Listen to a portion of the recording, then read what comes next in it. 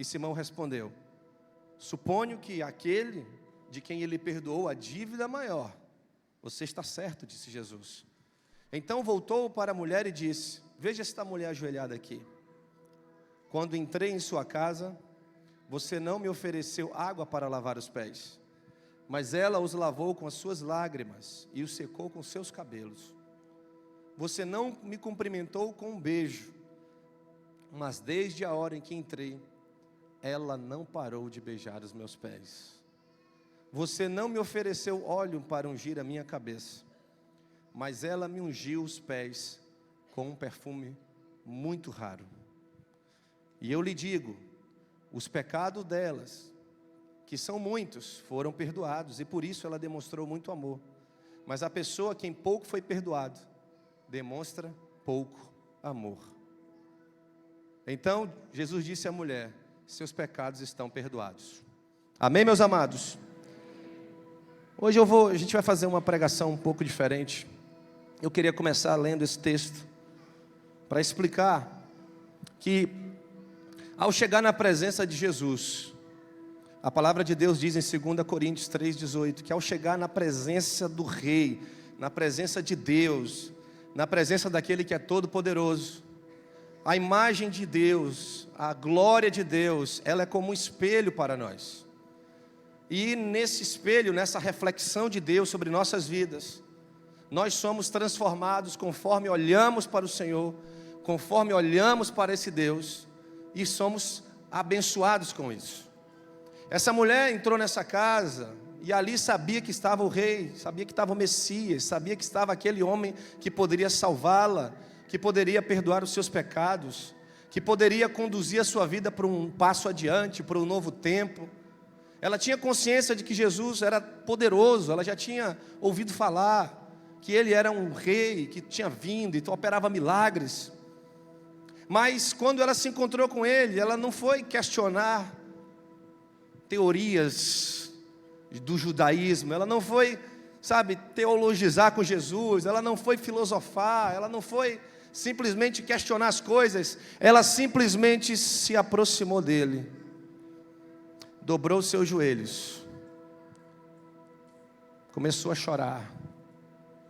Jesus estava sentado, e ele olhou para o lado e viu aquela mulher ali chorando aos pés dele, e com os próprios cabelos enxugando as lágrimas e lavando os pés do Senhor. Derramou ali um óleo muito precioso.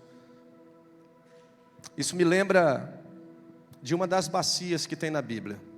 Eu quero falar de 3 bacias hoje que tem na Bíblia. E a primeira delas é a bacia da purificação. Olhe bem, Êxodo capítulo 30, no versículo 17, diz o seguinte, se você puder jogar no telão aí, Lorival. Êxodo 30, 17 diz o seguinte: disse mais o Senhor a Moisés: farás também uma bacia de bronze, com suporte de bronze, para lavar, pô-lo-ás na entrada da congregação, e o altar, e deitarás água nela. Nela Arão e seus filhos lavarão os pés. Quando entrarem na tenda da congregação, lavar-se-ão com água, para que não morram. Ou quando se chegarem ao altar para ministrar, para acender uma oferta queimada, lavarão, pois, as mãos e os pés, para que não morram. E isto será por estatuto perpétuo. Dentro do tabernáculo, querido, havia várias representações do relacionamento que Deus ia ter com o homem. Várias. Havia mesa, havia o menorá, havia o fogo que ardia, que o sacerdote levava a lenha, né? Havia o Santo dos Santos, o lugar santíssimo. Havia várias coisas, eu não estou aqui para falar sobre isso. Eu quero exclusivamente falar hoje, fazendo um link entre essa mulher que se achega ao Senhor, essa mulher que consegue entender o que é a purificação, o que é ser lavada pelo Senhor, pela presença de Deus. E esse entendimento, ele é lançado pelo próprio Deus no Êxodo, aos sacerdotes, aqueles que serviam no altar. Todos eles, para chegar à presença de Deus, eles vinham, colocavam água ali na bacia, A bacia tem um símbolo muito fantástico. Também não quero falar hoje sobre o símbolo. Mas a água, a gente sabe que na Bíblia a água é muitas coisas. Existem água que fluem do trono de Deus, diz a palavra. Existem água que fluem do nosso interior quando nós nos acessamos com o Senhor. Existem águas que purificam e que lavam a nossa vida. Os sacerdotes sabiam que eles precisavam lavar as suas mãos, os seus pés, para adentrar na presença de Deus. Eu sempre olho para a água e vejo um espelho. A água meio que espelha. Vocês já perceberam que a água meio que espelha? Quando o Senhor Ele me trouxe esse entendimento de que a presença de Deus, ela é também um espelho na minha vida. O sacerdote também, num símbolo santo, ele olha para aquelas águas, ele sabe que precisava ser purificado. Com o tempo esse rito ficou meio apenas no simbolismo, apenas uma religião por trás disso. Jesus, quando ele encontra alguns dos fariseus, lá em Marcos 7, ele diz o seguinte, olha só, Marcos capítulo 7, ele encontra alguns fariseus, e ele diz o seguinte,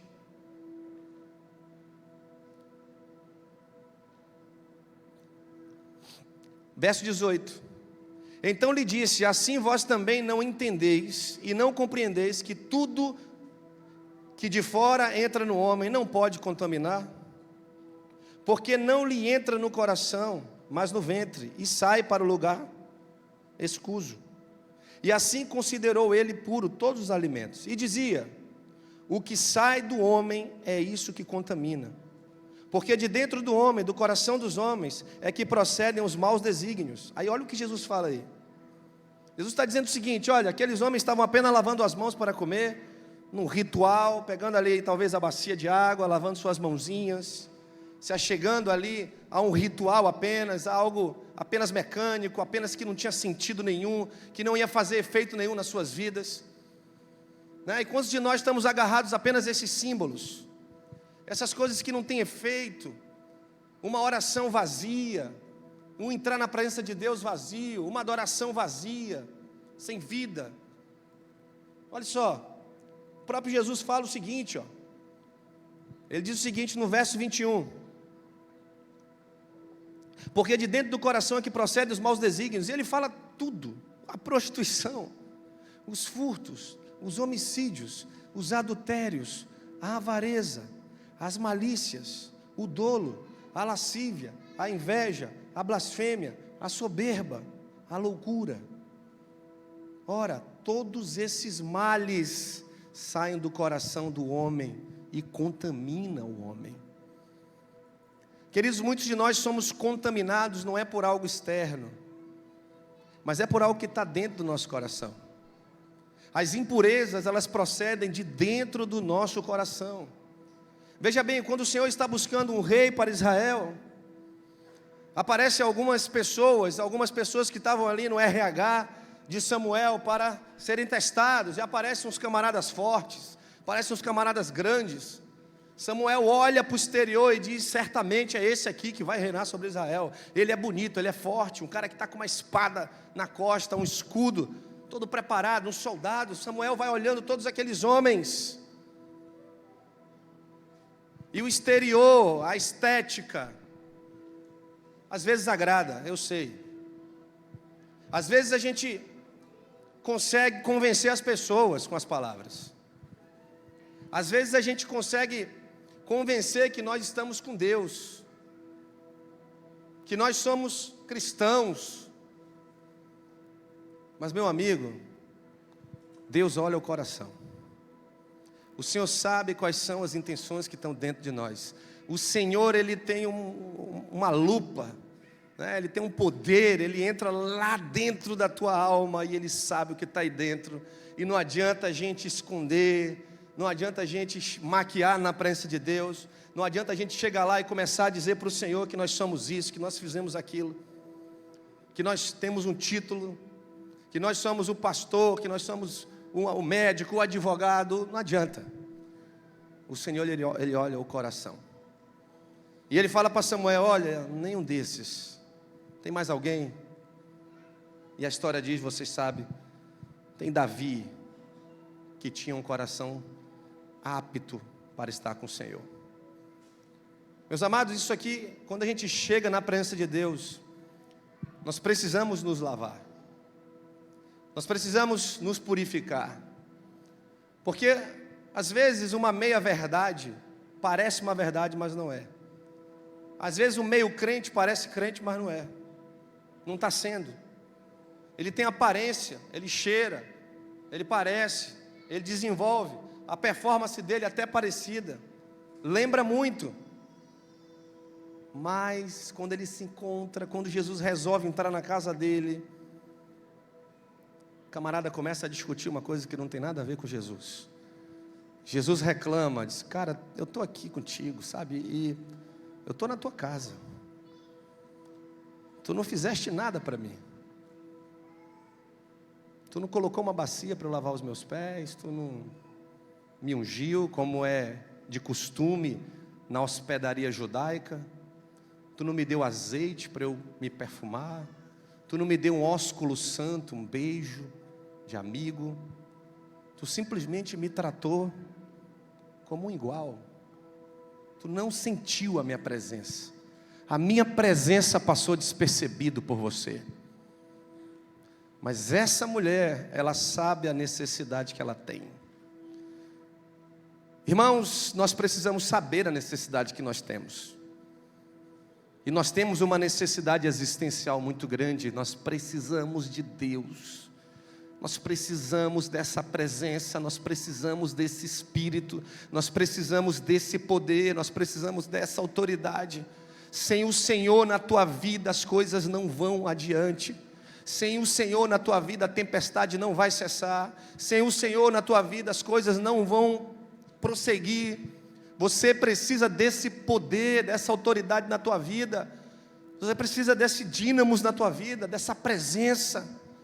É por isso que Deus ele faz fazendo a simbólica do tabernáculo, todo movido pela presença dEle. Para entrar no Santo dos Santos, precisa estar purificado, porque é a presença de Deus. O fogo arde continuamente no altar, porque é a presença de Deus que tem que estar sendo lançada continuamente, tem que haver lenha. O pão da presença tinha que estar sobre a mesa continuamente.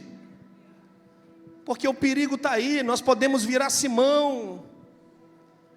O conhecimento pode nos afastar, a soberba vai nos afastando. Sabe, às vezes eu olho para essa simbólica da bacia de água de bronze. Eu digo, eu preciso olhar isso aqui para eu saber quem eu sou. Eu preciso dobrar os meus joelhos de novo na presença de Deus. Eu preciso chorar na presença de Deus. Eu preciso me achegar a Deus todos os dias, para que Ele reflita a minha identidade, saber quem eu sou, dizendo para mim: você precisa de mim, meu filho. Você precisa estar comigo. Sozinho você não vai conseguir, é por isso que você está cansado. É por isso que você está sobrecarregado, mas pode te achegar à mesa, porque tem alimento para você na mesa. Mas para ir para a mesa tem que dobrar o joelho, tem que lavar os pés de Jesus, tem que chorar na presença dEle.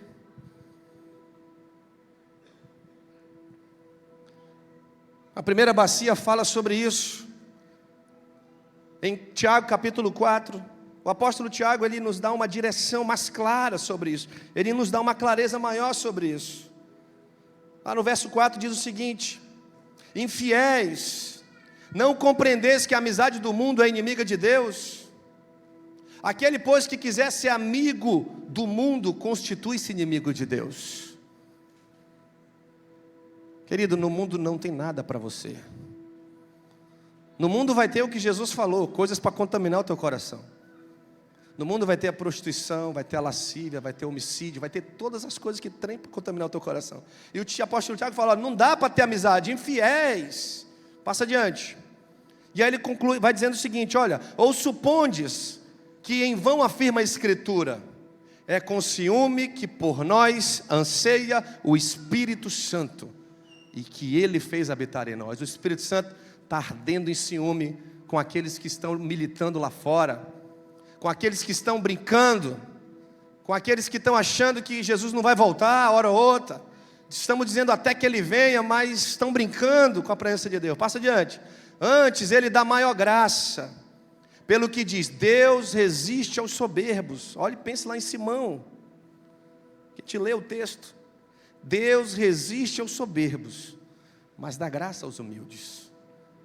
Para você chegar num altar, dobrar os seus joelhos, a soberba tem que cair. Há uma necessidade de se olhar, dizer assim: eu preciso de Deus.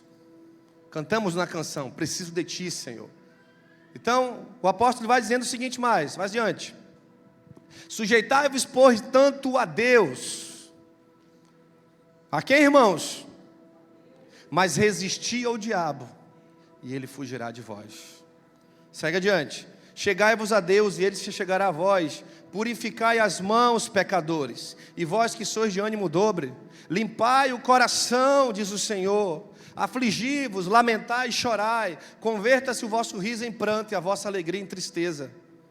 Humilhai-vos na presença do Senhor, e Ele vos exaltará. O texto é claro, irmãos. O texto traz clareza. Nós precisamos estar nessa presença. Nós precisamos buscar esse alimento. Nós precisamos buscar esse Senhor e nos lavar e nos purificar. Porque no mundo a gente tem já aflição. No mundo a gente caminha. No mundo a gente suja os pés. Mas o Senhor quer renovar a nossa vida, o Senhor quer renovar a nossa aliança com Ele, o Senhor quer te fazer novamente ir aos pés dEle, o Senhor quer fazer novamente você se quebrantar na presença dEle, o Senhor quer fazer novamente você sentir a glória dEle e se sentir bem com isso, e se sentir cheio com isso. O Senhor quer novamente acender a chama do Espírito da tua vida, para que você não apague essa chama, no nome de Jesus. A palavra diz: não apagueis o Espírito Santo da vossa vida, continuamente orem sem cessar, diz o Senhor. Em Mateus capítulo 27, versículo 24, diz mais o seguinte. Mateus 27, 24. E vendo Pilatos que nada conseguia, antes pelo contrário, aumentava o tumulto, mandou vir uma bacia de água e lavou as mãos perante o povo, dizendo: estou inocente deste sangue, fique o caso convosco. E o povo respondeu: caia sobre nós o sangue de nossos filhos. Aqui eu tenho a segunda bacia da Bíblia. Aguinha também. Aguinha também. Mas essa água aqui é uma água perigosa. A água que Pilatos pede para lavar as mãos é a bacia da covardia. A bacia da covardia é a bacia da omissão. A bacia da omissão é uma das piores possíveis. Por quê, irmãos? Porque para todo omisso, todo covarde, nós temos um povo pagando o preço. Nós temos um inocente. Nós temos alguém que deveria ser liderado e não está sendo. Nós temos alguém que deveria estar fazendo certo e não está fazendo. Nós sabemos que o silêncio dos bons é um problema, a covardia, a falta de ação. Aí Pilatos é um governador, tinha o poder humano para fazer o certo, mas resolve transferir a responsabilidade disso para outras pessoas. Olha, isso não aconteceu e não deu certo, por quê? Porque a culpa é deles. Aqui eu vejo a casa de Adão transferindo culpa, transferindo responsabilidade de vocação. O camarada foi vocacionado para governar, mas então ele devolve para o povo, ele joga a responsabilidade para outras pessoas. E nós temos um problema de vocação no meio da família, nós já conversamos sobre isso nessa igreja. As vocações de pai e mãe estão omissas. Muitos estão na covardia, lavando as mãos da vida dos seus filhos. Entregando a escola, entregando a igreja para resolver o problema, entrega para o pastor para resolver o problema, entrega para algum lugar para resolver o problema. A omissão, ela é um problema, irmãos. Por quê? Porque a falta da ação é porque você espera, muitas vezes, alguma coisa. Um pastor omisso, você espera ali um chamado, uma visita, uma oração, uma direção para a igreja, mas ele lavou as mãos. Está preocupado mais com a sua própria história. Então o egoísmo muito grande dentro dessa bacia. Tem um egoísmo muito grande aqui dentro. Porque aqui estão os reinos próprios. Aqui estão os impérios que manipulam, perseguem pessoas. Aqui dentro tem pessoas que estão destruindo suas vocações. Aqui tem pessoas que eram chamadas e abandonaram o chamado.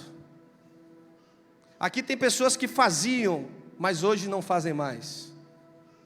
Aqui nessa bacia tem as pessoas que um dia entregaram algo para Deus, mas hoje lavaram as mãos. É uma bacia do não compromisso. É uma bacia da não responsabilidade. Não sou responsável por ele não. Mas é teu irmão. Cara, tem o teu sobrenome. É a tua mãe. Tem o teu sobrenome lá, está marcado geracional pelo sangue, até o teu pai. Não. Eu lavei as mãos. Eu não sei qual foi o destino final de Pilatos, porque a Bíblia não diz, mas eu tenho certeza que se ele não mudou, foi um dos piores do inferno. É um dos piores. Porque as pessoas que podem fazer e não fazem, são vocacionadas e se escondem, colocam a mão no arado e olham para trás. Existem os maiores ais da Bíblia. Ai daqueles, os fariseus eram vocacionados para um sacerdócio, para um ensino, para abençoarem o povo, e o Senhor, ai daquele, sepulcros caiados. Há uma condenação maior para aqueles que se isentam de responsabilidade. É pesado, irmãos, essa bacia, eu sei que ela é pesada, mas ela te impulsiona e te impele a ter um movimento na sua vida. No nome de Jesus, eu acredito que o poder de Deus, como diz a palavra de Deus em Atos 1:8, o poder de Deus, ele é dunamis, dínamos, toda tradução, uma ou outra serve. Ele é algo que te movimenta, que te impele. Então, em nome de Jesus, que o Espírito Santo de Deus, ele venha sobre a tua vida, ao ponto de te movimentar para aquilo que o Senhor te chamou, te vocacionou. Existem vocações de homens, e os homens não estão cumprindo sua vocação. Vamos falar isso semana que vem no domingo. Vamos falar sobre a vocação dos homens. Tem a vocação de marido, os homens não estão cumprindo a vocação de marido. As mulheres não estão cumprindo suas vocações de esposa. Lavaram as mãos para os maridos. Não tem mais jeito não. Eu já tentei de tudo. É mais fácil meter a mão nessa bacia aqui e lavar. Só que ela é problemática. Ela é um problema. É mais fácil. Lava a mão para o marido, lava a mão para a esposa, lava a mão para o pai, para o filho, lava a mão para a igreja, lava a mão de responsabilidade. Não, pastor, não quero. O senhor está falando aí, irmão. O pastor está chamando para cuidar das crianças. As crianças, né? As crianças nem são ovelha, como alguns pensam aí. Não, irmãos, elas são ovelhas, no nome de Jesus. Elas são ovelhas dessa igreja. Todas as crianças dessa igreja, elas são contadas como ovelha. Elas têm pastor, elas têm pastora, elas têm liderança, elas têm cuidado, elas têm alimento. E existe a importância que a gente dá para elas. Elas não são o futuro, elas são o presente. Então a gente busca pessoas para cuidar, homens para estar lá ensinando, não tem poucos.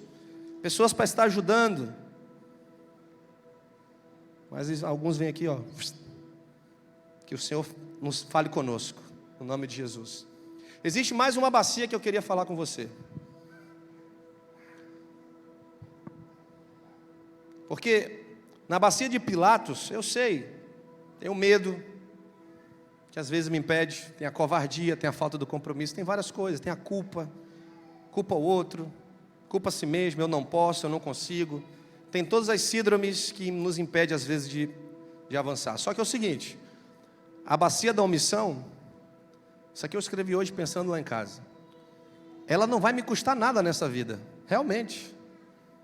A omissão não custa nada, mas me fará perder a outra vida. Você entende? A bacia da omissão, ela não custa nada. É melhor estar nela. Aqui na terra é melhor. Você vai ganhar vida aqui na terra, mas o Senhor diz que a gente vai perder a próxima. Existe uma última bacia. João 13 diz o seguinte, verso 5. Depois deitou a água na bacia e passou a lavar os pés aos discípulos e enxugar-lhes com a toalha que estava cingida. Amém, meus irmãos?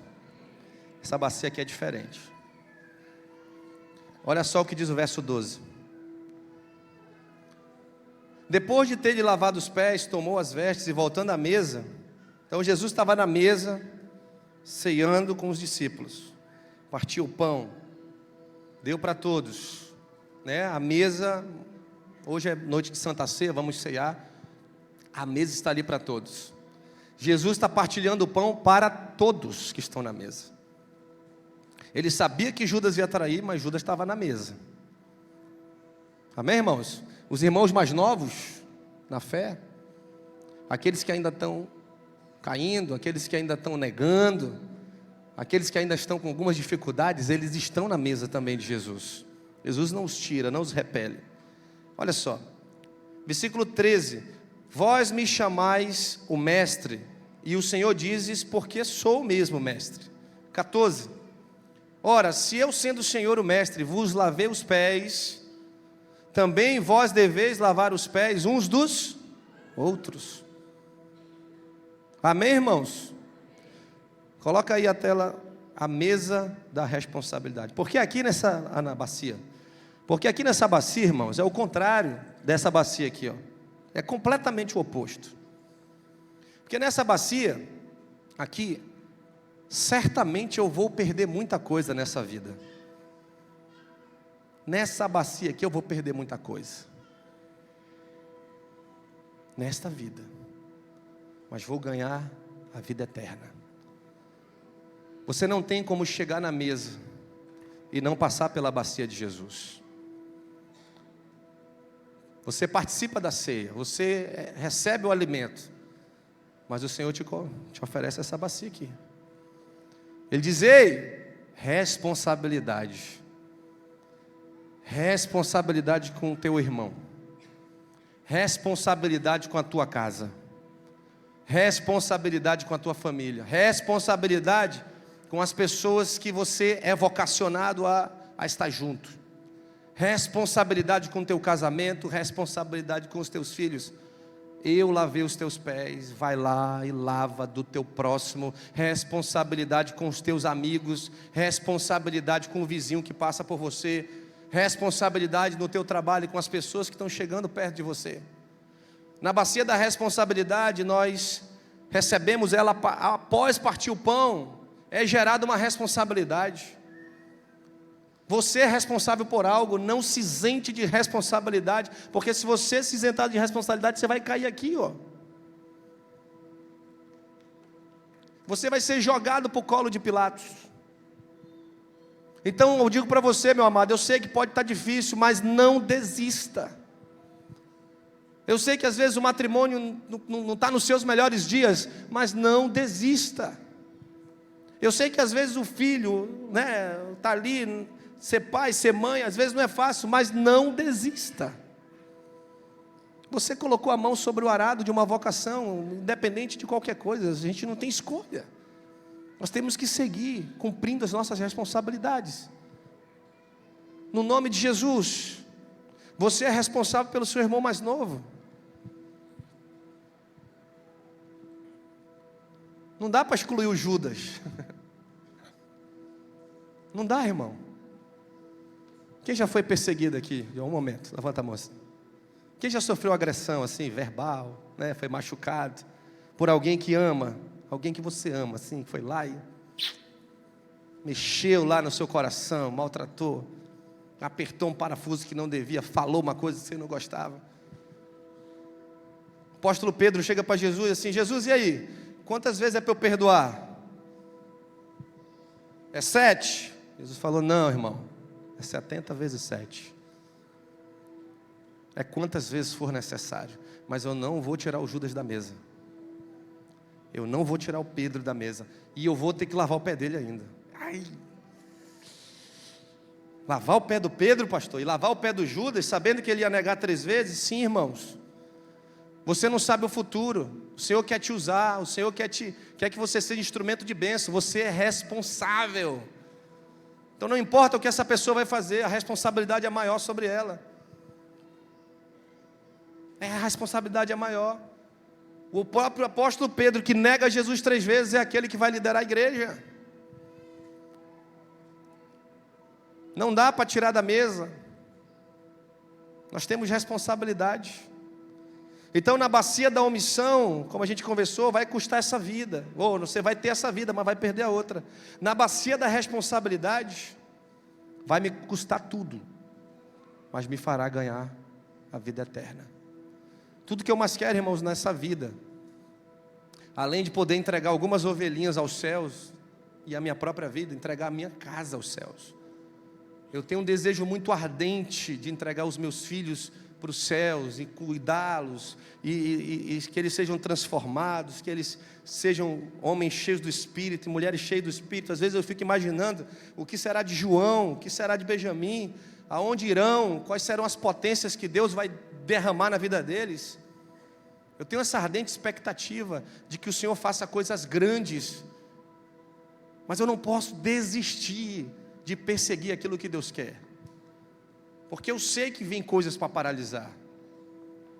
Eu sei que vem coisa que talvez paralisou o teu ministério. Uma palavra, um líder mal colocado, um líder imaturo, não soube cuidar de ti, não soube te usar da maneira certa, te conduzir da maneira certa. E talvez você esteja aqui, nessa bacia, porque alguém te jogou aqui.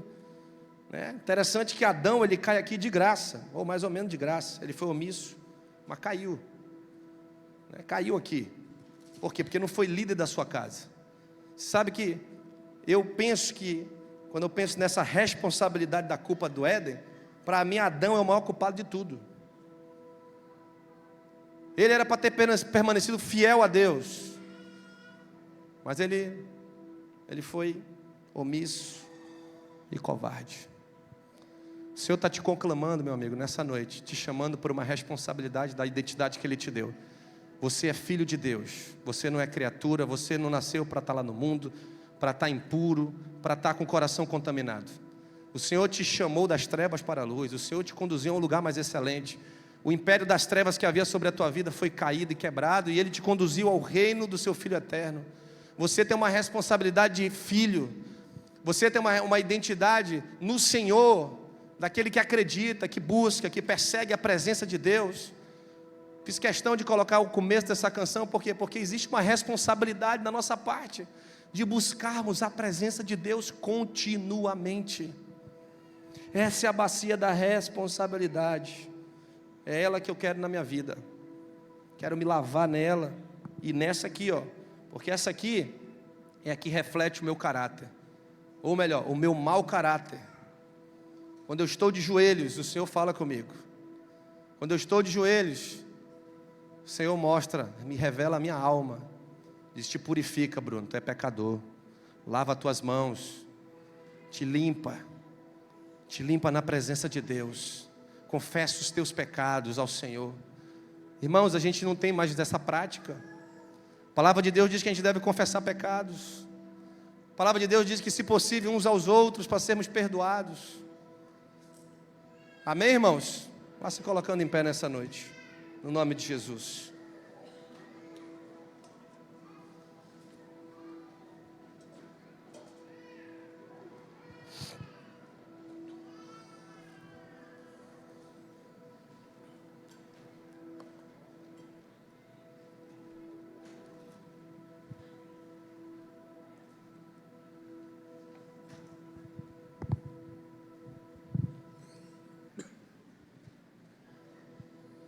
Me perdoem a voz, o pastor está com a voz debilitada, mas estou aqui, e o Senhor está fazendo a obra, em nome de Jesus.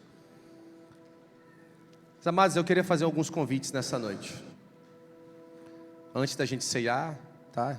Vamos para a ceia, logo logo, hoje é noite de Santa Ceia, a igreja vai cear, mas antes de chegarmos a bebermos desse cálice, e comermos desse pão, eu queria chamar e convidar pessoas que, de repente, estão lavando suas mãos na bacia errada, né? Talvez você precise de purificação nessa noite. Ser como aquela mulher que corre para a presença de Deus. Talvez não esteja fácil as coisas para você. Talvez as coisas não estejam caminhando como você gostaria. Sabe, Jesus está presente nessa noite. Jesus está presente. Jesus está aqui. Então é noite de repente você dar um passo em direção ao Senhor e dizer: Senhor, eu quero estar na Tua presença, eu não quero estar em outro lugar, eu quero correr para os Teus braços, eu quero ser perdoado, eu quero confessar pecados, eu quero, sabe, meu coração está entristecido, meu coração pode estar palpitando, meu coração está precisando. Eu entendi nessa noite que eu preciso de Ti, eu quero a Tua presença na minha vida. Então é noite de repente você dar um passo de fé e vir aqui à frente e dizer: Senhor, eu quero isso para a minha vida, eu quero ser como aquela mulher. No nome de Jesus.